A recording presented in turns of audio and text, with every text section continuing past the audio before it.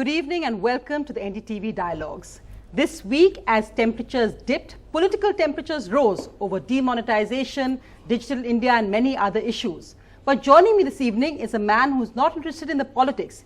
He's interested in looking ahead because he's actually in charge of making India a, well, not cashless, but less cash economy. Amitabh Kant, the CEO of NITI Aayog, joins me with a special audience. Thank you all very much for being here.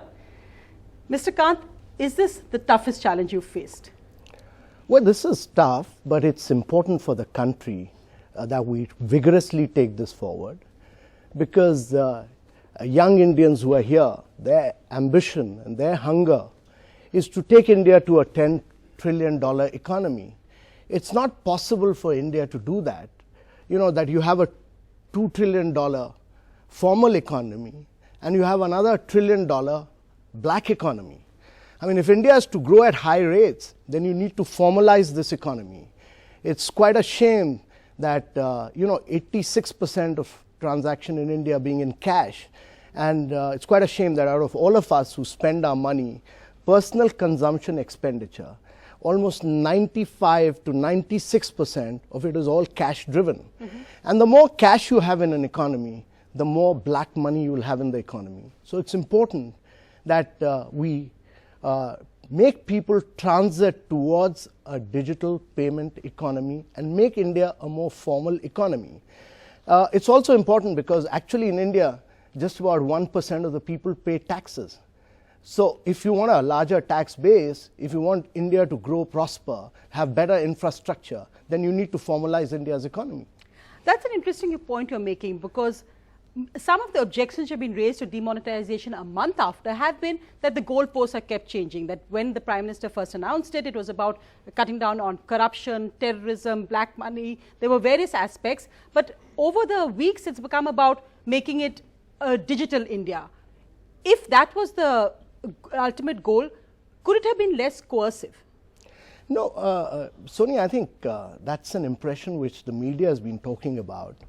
But as early as in February this year, the cabinet had considered a note on taking India forward through the digital means, and it had taken 23 decisions which were actually being pushed by the government of India, 23 far-reaching decisions to make India a digitally literate and a digital payment society.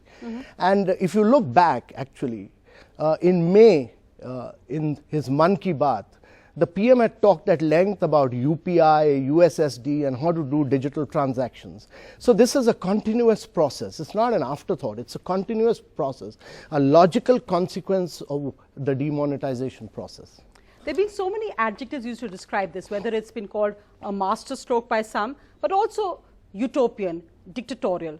And people, you made that point about less cash, but many have questioned, and economists have said this, that all cash is not necessarily black money. And what's wrong with having cash in a also very much agricultural sector economy like India? So are we actually mixing up the two, that this shock therapy will actually lead to a situation where the patient, where, as you said, the operation is successful but the patient is dead?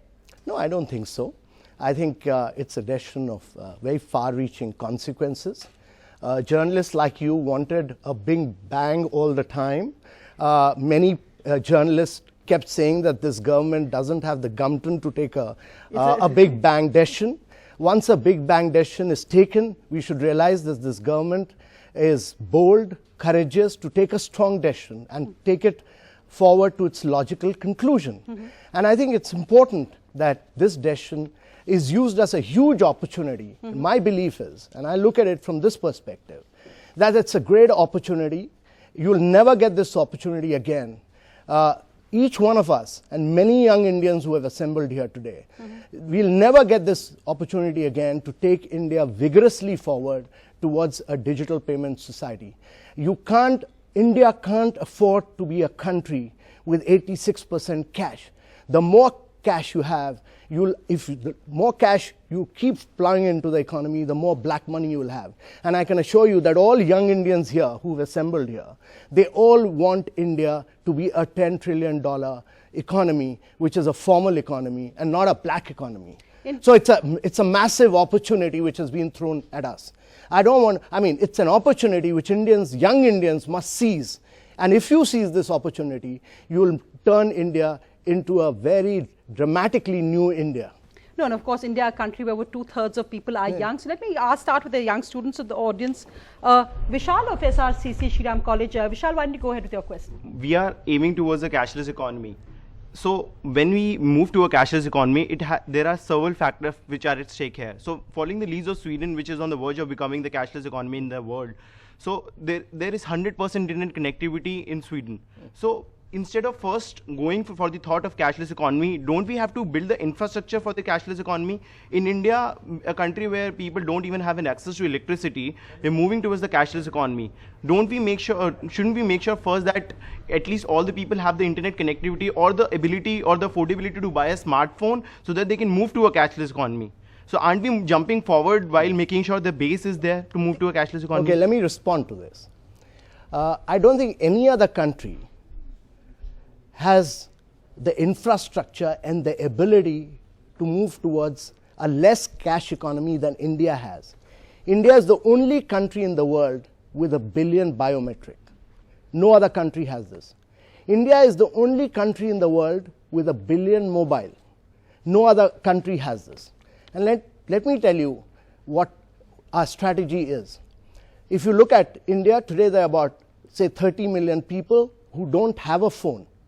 If you go to West Godavari district, if you go to Krishna district, if you go to some districts of Jharkhand, they may not have a phone. But how do they transact digitally? So the ration card shop owner has a POS machine. And today, every single individual there goes, feeds his Aadhaar number, does a thumb impression, and actually scrolls down the bank accounts. You just go to your bank, and it directly takes you to your bank account from that POS machine, and you do a debit credit. And the ration shop dealer is also the bank correspondent, and he provides money whenever required to poor and the people who require money. So he's the bank correspondent, he's the ration shop dealer, he's the POS owner, and that's how the country will grow forward, because you have Aadhaar.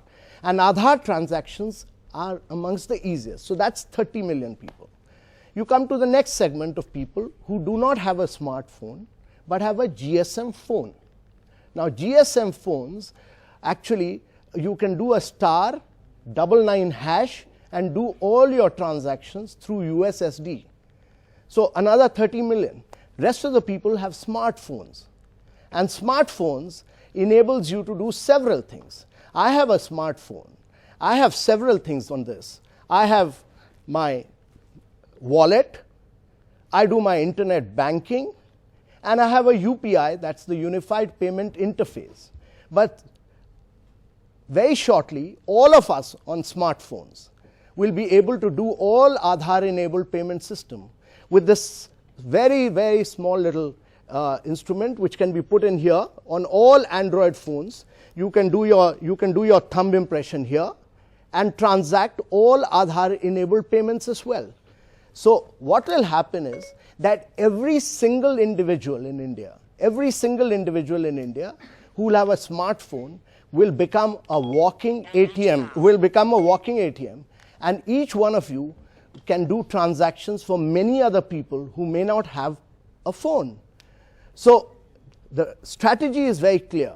Strategy is that you use POS machines at areas where there are very few mobiles, have used GSM, use USSD, and use smartphones. But let me assure you that no other country has the infrastructure ready for transiting to a digital economy as better as India has. And India has taken several measures. It started with Jan Dhan accounts. It ensured that there were RuPay cards available. It then went in for announcing a declaration scheme where people could say that, I have black money, I could declare, and then they were trying to transit to a GST economy. So several things were done. Bank accounts were opened, RuPay cards were given. So a lot of Indians in rural area today have bank accounts and have RuPay cards by which they can move forward. But Mr. Kant, let me just ask you, as I said, in Delhi, and you heard this at the erstwhile planning commission also, that plans are often made in rooms, but it is just divorced from, say, what the reality of India is.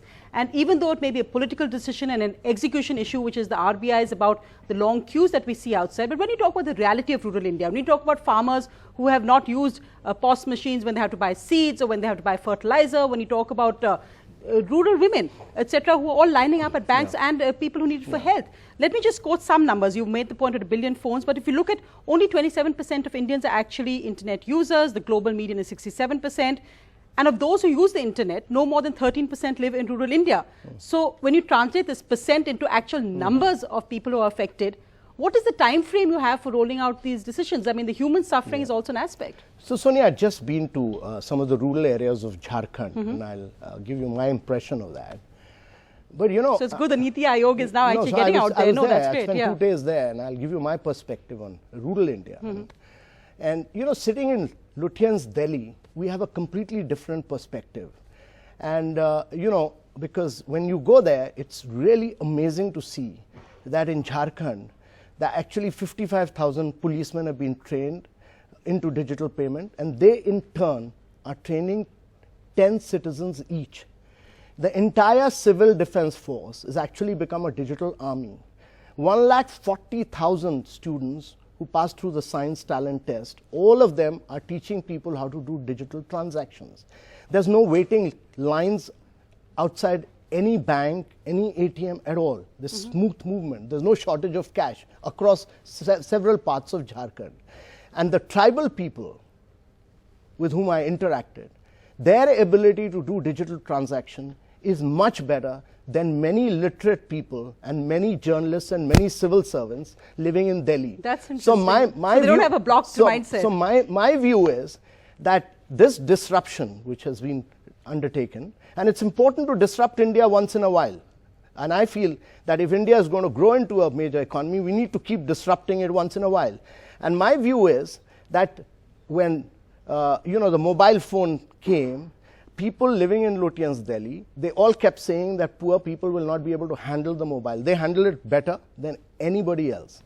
When ATMs came, they said that there'll be whole lot of credit security issues they'll not be able to handle. Similar thing had happened when the computer came, but let me assure you that the poor, the illiterate, and the marginalized people will handle this technology much, much, much better than any one of us living in Delhi. And I see a huge optimism across several parts of India. If people in Krishna district, if people in Godavari district can all do digital transactions, then it's a shame if we living in Delhi can't do that. And in one sense, perhaps I should call you Santa Claus, because you've talked about a Christmas gift to the nation, and the Prime Minister has actually also said that this is a Christmas gift to the nation, 340 crores for the awards that will be given to people who are going digital. But people will say that, is it about a lottery system? Is it about Nero fiddling? What is this lottery system to get people to go digital? Well, there's no lottery system, because you're not buying or selling a ticket. You're not buying a ticket to participate in this.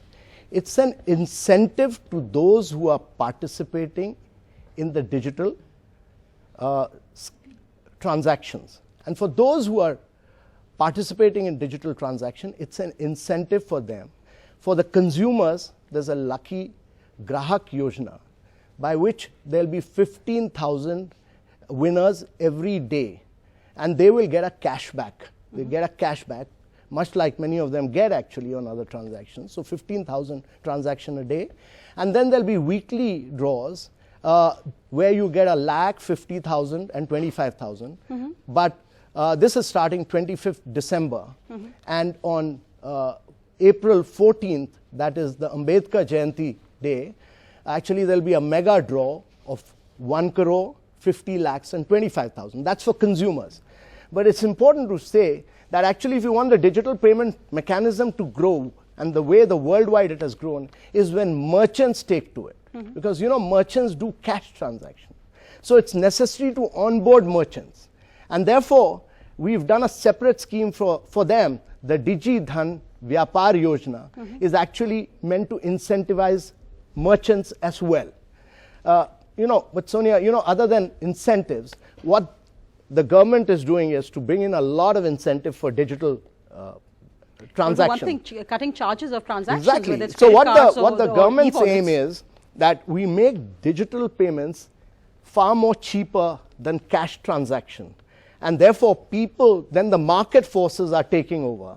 And when you do How that... do you get private companies to do that? No. So there's 11 measures which were announced by the finance minister.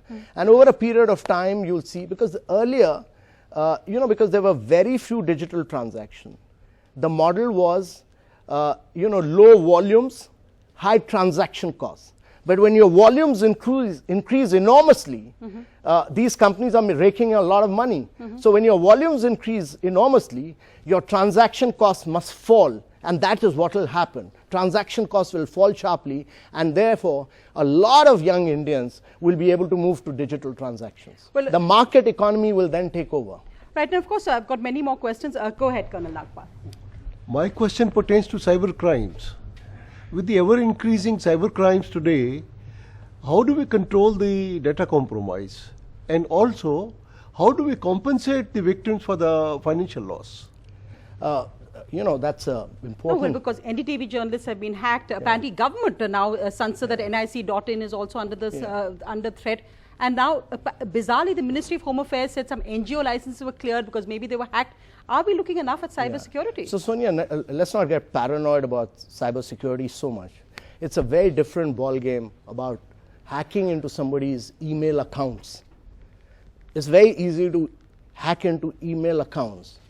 But on digital payment mechanisms, it's not that easy. And secondly, all transactions here in India go through a two-factor authentication. When you do Aadhaar enabled, somebody can know my Aadhaar number, but he can't replace my thumb. He can't replace my iris. And on all other transactions, the two-factor authentication means that you get a specific PIN number, which is entirely your number, or an OTP number, which is entirely known to you alone. So I'm absolutely sure that the security measures are well intact. There's a lot of security, a lot of measures that have been taken at the back end, and a lot of audit work has been done. And I think as Indians, we must be absolutely sure of one thing, that hacking into an email, somebody hacks into somebody's email, an NDTV email hacking is very different from hacking into a lot of other things, especially payment mechanisms. No, just 2 months ago, SBI ATM and we had that huge SBI ATM debit cards and various other banks compromised financial details. My view is that you need to take safety measures, but India needs to, the onward march of technology and the onward march of digital payment over cash is inevitable. And India it's happening across the world, and India must transit from a cash to a digital payment economy. That movement will be inevitable. And I'm saying it's becoming inevitable because in the last few days, if you look at it from 9th November onwards, the RuPay card transactions have gone up by almost 371%. UPI transactions have gone up by almost 268%. USSD transactions have gone up, though it had a low base, it's gone up by almost 1,202%. That means a lot of rural area people are doing USSD. But because they've been left with no choice. No. So let me tell you, no choice. My view is that India had too much cash. And too much choice. Too much cash. 17.54 trillion rupees is too much cash. Bring down your cash, get people onto digital payment transactions. If you get cash back again, and if you start making all these young Indians dealing in cash again, the black economy will again boom. It'll grow, prosper, and I'm sure all these young Indians, including the great colonel who's here, none of them want a black economy to flourish. We don't want counterfeiting, we don't want corruption, we don't want black economy. So push for digital payments.